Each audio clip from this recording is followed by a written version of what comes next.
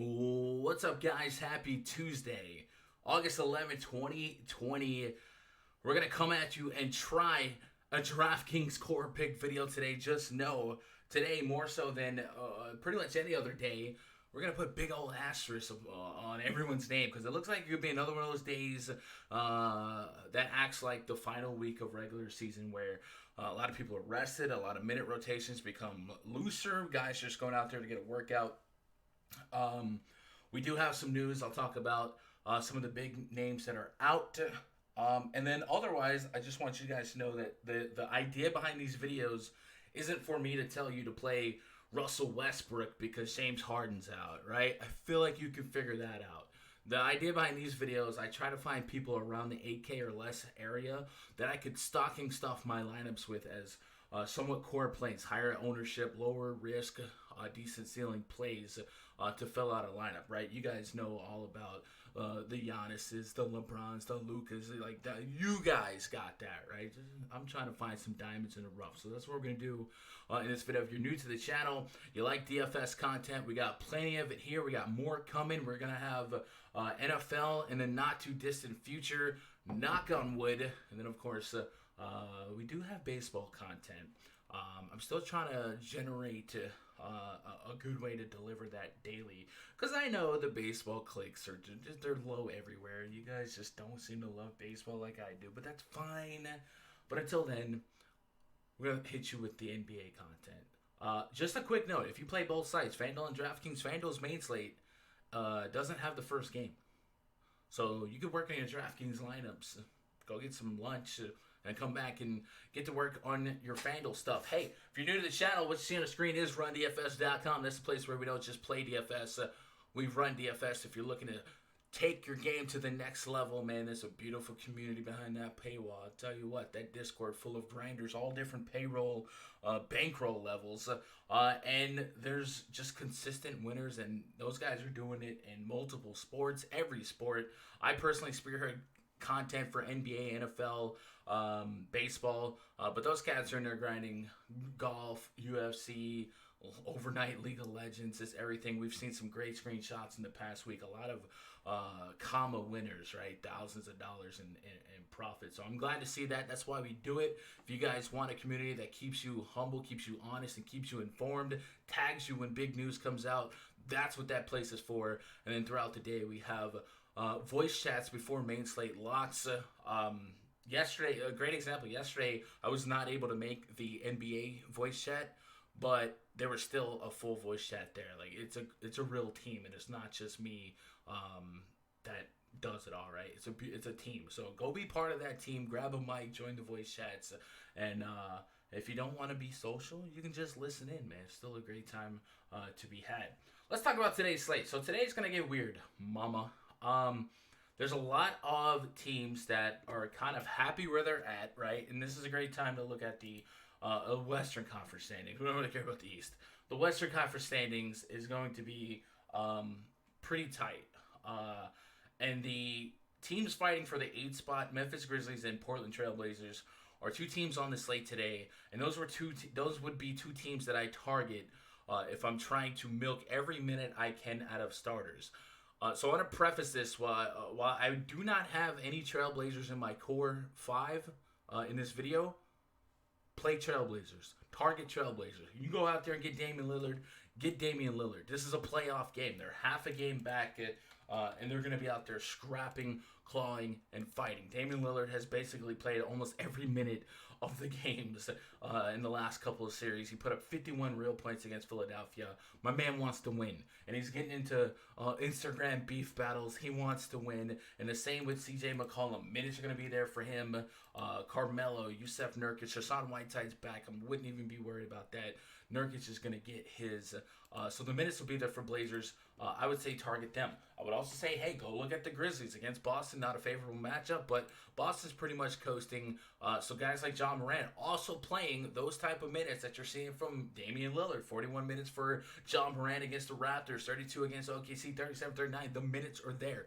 So those high usage guys that are playing an essential playoff game today are people that I would really, really, really want to invest in today, just because I know what we're going to get. Yesterday, we saw several examples of players that did play end up just playing a half, and then they play much lower minutes than you anticipated, and there's a lot of wonky stuff. Well, we know where the safety is. I will also say, on DraftKings, keep an eye on the tiers lobby. You know what tiers is? Tiers is a game mode on DraftKings where they give you several categories of players, and you go through and you just choose who you think is the highest scoring player in each category. Normally, you can find some advantages if you are staying ahead of the curve and keeping your ear to the ground news-wise. Today, more so than ever, it looks like there's even more advantages to be had. So, for instance, Tier 1, James Harden. We already know he's not going to play today. So maybe you look at Westbrook to be the highest scorer. You go to Tier 2, Drew Holiday, I think, has an O tag on him, right? Will not play in Tuesday's game against the Kings because of a bruise. So there's a lot of tiers already. Ingram, De'Aaron Fox, Tobias Harris, questionable. There's some tiers already that kind of cut some of the decision making in half, increase your chances at winning. So there's a $12 single entry. This might be filled up pretty quickly, but go look for those single entries. That's going to increase your chances of winning. And I've seen people ECW in the Discord using tiers to really boost some bankroll. So keep an eye on those contests. Really some edge to be had, especially considering that some of those tiers are going to decide themselves, if not at least cut it down to just a 50-50 in decision making, and would even make it easier to multi-enter, right? What you're seeing now on the screen is the RunDFS.com NBA VIP Spreadsheet. Cool little research aid to help you digest each slate. If you guys want access to this, it is another perk of having a subscription at RunDFS.com. Let's get into the core 5 picks of today's slate. I want to give you 2 guards, 2 forwards, and a center that I like early from where I'm sitting now to be in a lot of my lineups tonight. Today over there on DraftKings. So let's get started with a guard, Lonzo Ball. Yeah, 6.4K for Lonzo Ball. Weird pick, right? I like this price. The matchup against the Kings, this is one of those fastest paced teams against one of the slowest paced teams. But Lonzo Ball is a guy that I think is going to pick up a lot of uses today. If you go and isolate the Pelicans here and just look at all the players on the Pelicans, we already know Drew Holiday is going to be out, right?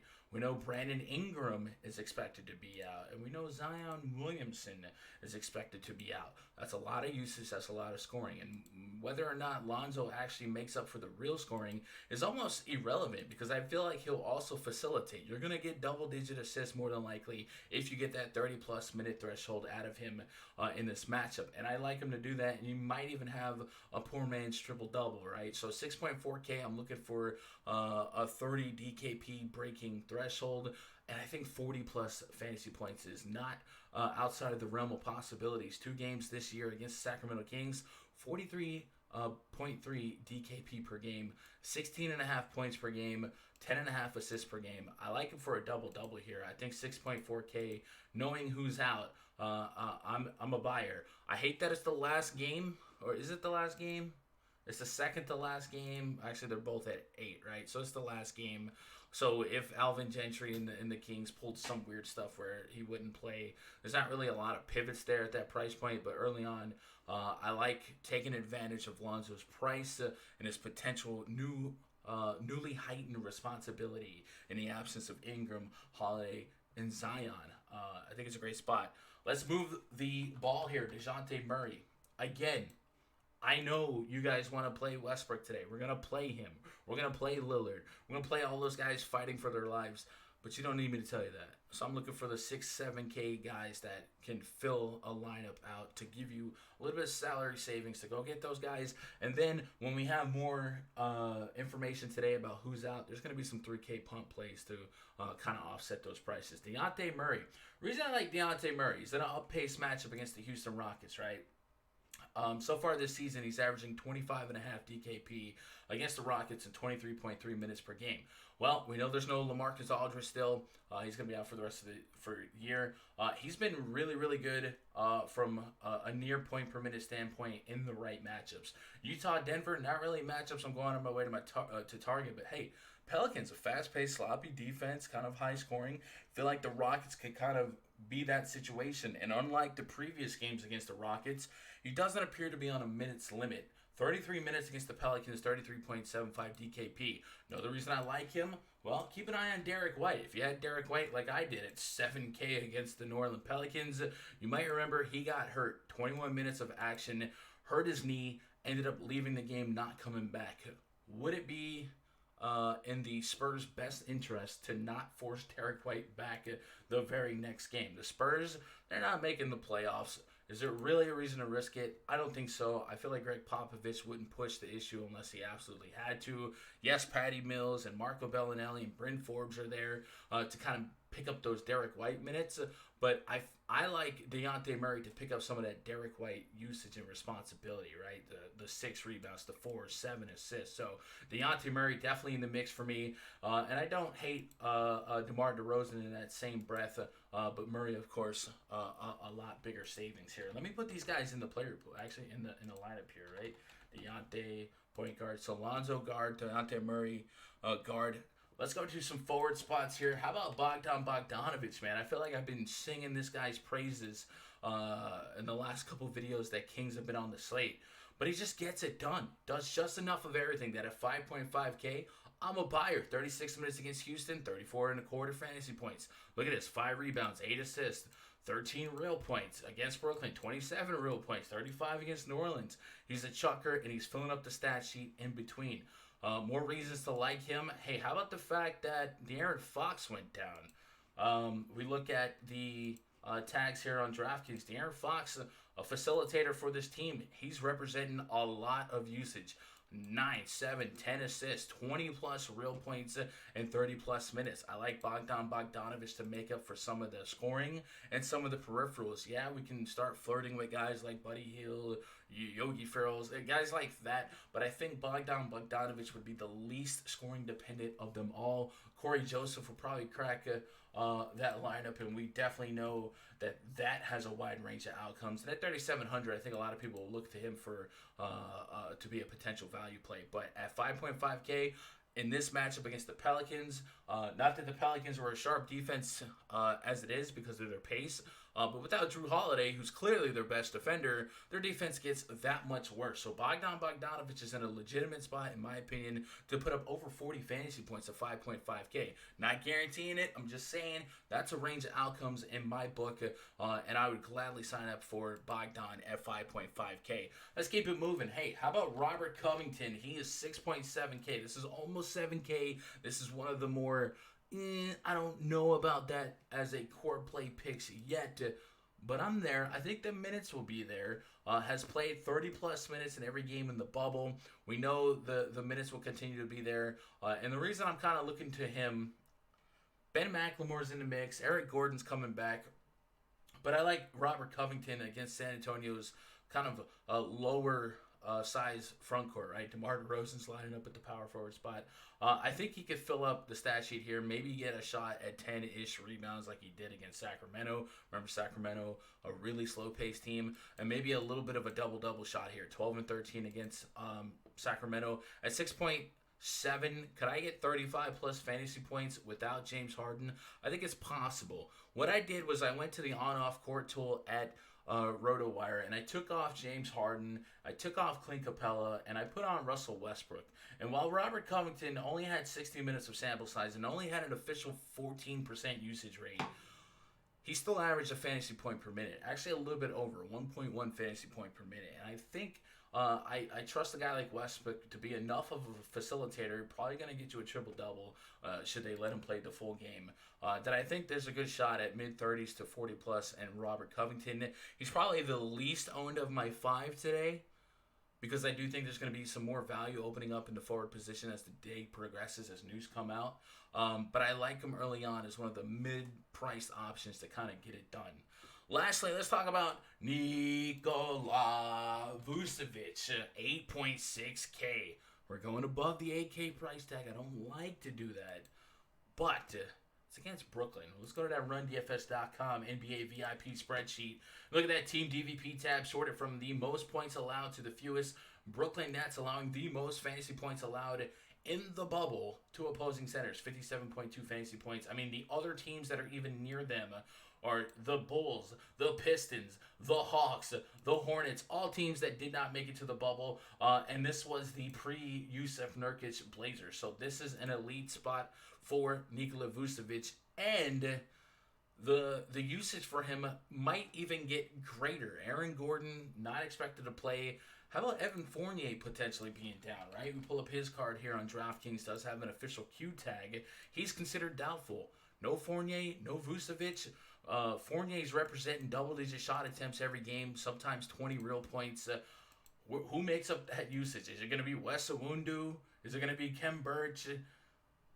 Maybe, but I like my shot here at Vucevic. If he's going to get that 30-plus minute run, which so far the Magic haven't shown us a reason or an inclination that he wouldn't. 38 minutes against Boston, 35, 33, 33. You give me 33 minutes of Vucevic in the nuts matchup with even more elevated usage. He took 27 shots against Boston.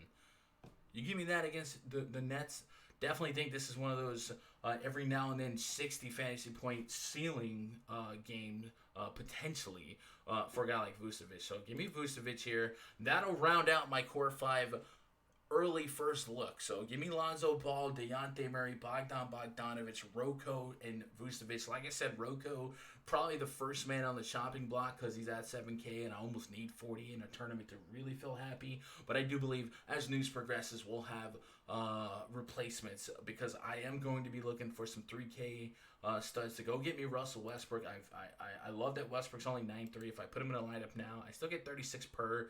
That still might give me a shot at like Corey Joseph to fill a lineup, and then maybe somebody from the Sixers becomes a value play. Maybe Kyle O'Quinn or somebody like that should all of them rest. Tobias Harris could not play. Embiid, I think, is already out. Ben Simmons is done for the year. So there's going to be some forward value potentially from the Sixers. So there's going to be plenty of ways to have still a solid core of players, but still have a stud and scrub there. And I'm going to be targeting heavily Russell Westbrook, Damian Lillard, and I'm undecided on John Morant. I want to see how the Celtics throw out their lineup. Are they going to kind of give you that watered-down Celtics lineup, or are they going to give you a team to go out there and compete?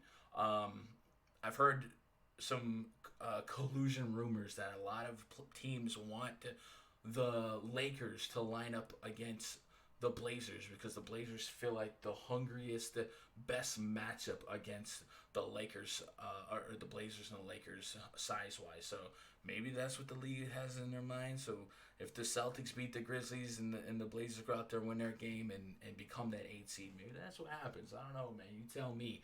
Who are you guys on this slate? Who do you like on this slate? Do you disagree with some of these plays? And do you guys think that I missed somebody? Is there a diamond in the rough right in front of my face that we should go out there and roster today? Let me know in the comments below. Otherwise, I'll be chilling in that RunDFS.com premium Discord all day long, all day strong. Go jump in there. It's a $25 week pass. That's like less than $5 a day. All the sports. If you got any questions about VIP or anything else for me, twitter.com/GundackerSports. That's the place to reach out to me. DMs are open. I love you guys. I hope you crush it today. Good luck. God bless. And go win some money.